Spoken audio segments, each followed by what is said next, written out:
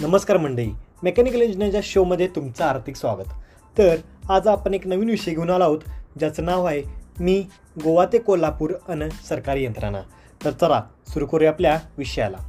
सलग 4 दिवस सुट्ट्यांमुळे आम्ही मित्रमंडळी गोव्याला गेलो होतो. काहीच दिवसांपूर्वी प्लॅन ठरला, त्यामुळे रेल्वेची तिकीट मिळणे अवघड झाली. तरी जातानाची तिकीट कसेबसे मिळाली. पण येताना पर्यटनासाठी प्रसिद्ध असलेल्या खाजगीकरण झालेल्या गोव्यात काय मिळते का हे पाहण्यासाठी आदल्या दिवशीच्या रात्री 8च्या दरम्यान आम्ही पणजी बस स्टँडला गेलो आणि पाहतो तर काय, महाराष्ट्र परिवहन मंडळाचे दुकानच बंद होते.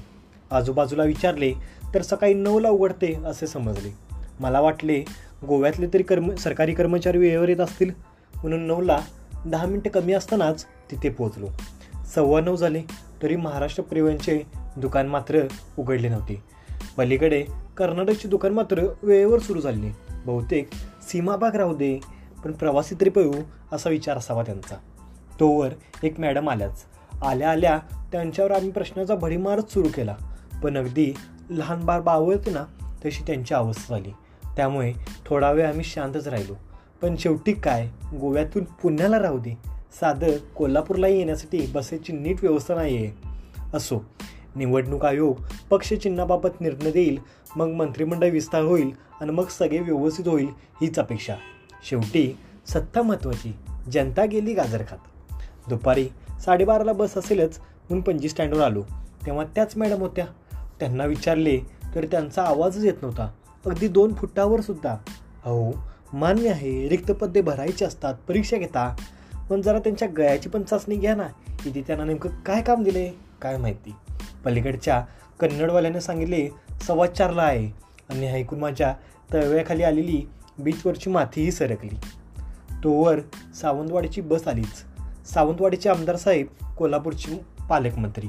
खूपदा ऐकले होते की हे सरकार सर्वसामान्यांचे गोरगरिबांचे आहे, त्यामुळे सरकारमधील सगळे आमदार खासदार साहेब बसनेच प्रवास करत असतील असे वाटले.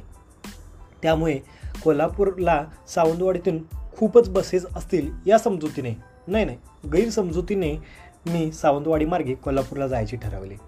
पणजीहून सावंतवाडीला निघालो. गोव्यातील रस्ते खरोखरच चांगले बनवले आहेत. अगदी कोठेही कोणताही खड्डा नाही. 1.5-2 तासातच मी सावंतवाडी स्टँडवर पोहोचलो. समोरच आमदार साहेबांचे जनसंपर्क कार्यालय होते. त्यामुळे अजून मला वाटले की खरंच सगळे बसनंच प्रवास करत असणार. स्टँडवर पोहोचलो आणि पाहतो तर काय, महाराष्ट्रात फक्त काहीच शहरांचा विकास झाला आहे की काय असा प्रश्न पडला. अहो, काय ते बस स्टँड, त्यापेक्षा स्मशानभूमी चांगली असते. असो, कधीतरी चांगले होईल, सुधारेल या आशेने मी दुर्लक्षच केले. कोल्हापूरला गाडी कितीला विचारले असता अजून 2 तासाने गाडी आहे असे उत्तर आले आणि मला घामच फुटला. स्थानिकांना विचारले असता त्यांच्याकडून कळाले की खूपच कमी बसेस असतात, त्यापेक्षा बेळगावला जाऊन कोल्हापूरला गेलो असतो असे वाटू लागले. पण आता आलिया भोगासी असावे सादर प्रमाणे कसे तरी ते अत्यंत दारिद्र्यात असलेल्या बस स्टँडवर 2 तास घालवले आणि कोल्हापूर गाठले. खरंच मला वाटले होते की बिहार, उत्तर प्रदेशमध्येच मूलभूत सुविधा व्यवस्थित नाहीत, पण महाराष्ट्रातील अनेक भाग आहेत जिथे पाणी 2-2, 3-3 किलोमीटरवर चालत जाऊन आणावे लागते. लहान मुले शाळेसाठी 2-2, 3-3 किलोमीटर पायी जातात, तर कुठे जीर्ण झालेल्या नावेतून नदी ओलांडून जातात.